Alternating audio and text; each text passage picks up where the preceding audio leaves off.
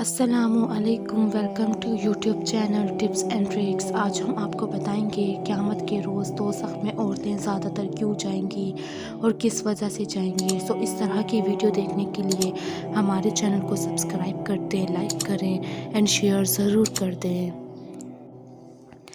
ऐसी औरतें जो सर के बाल ना महरम से ना छुपाती होंगी। रसूल पाक सल्लल्लाहु अलैहि वसल्लम फरमाते हैं, शब-ए मराज में मैंने अपनी उम्मत की औरतों को शदीद अज़ाब में मुब्तला देखा।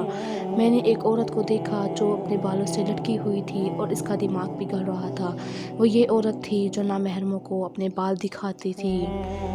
ऐसी औरतें जो ज़ेन करती होंगी। रसूल पाक सल्लल्लाहु अलैहि वसल्लम फरमाते हैं, आखिरी ज़माने की अलामत ज़िक्र करते हुए, मर्द औरतों की शक्ल इख्तियार कर लेंगे और औरतें मर्दों की सूरत इख्तियार कर लेंगी और ज़ेन पर सवार होंगी। मेरी उम्मत की तरफ से ऐसी औरतों पर अल्लाह ताला की लानत है।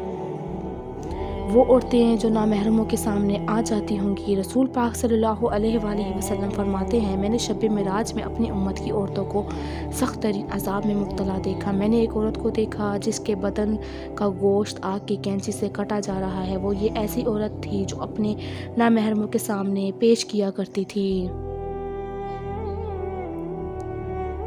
ऐसी औरत जो अपने शोहर की आमदनी पर ख़यानत न करती होगी। रसूल पाक सल्लल्लाहु अलैहि वसल्लम फरमाते हैं, ऐसी औरत जो अपने शोहर की आमदनी पर ख़यानत न करती होगी, सब्र न करती होगी और कहती होगी तुमने मेरे लिए आज तक किया ही क्या है, उसकी आमदनी पर राज़ी न होती होगी, उस पर अल्लाह ताला की लानत होगी।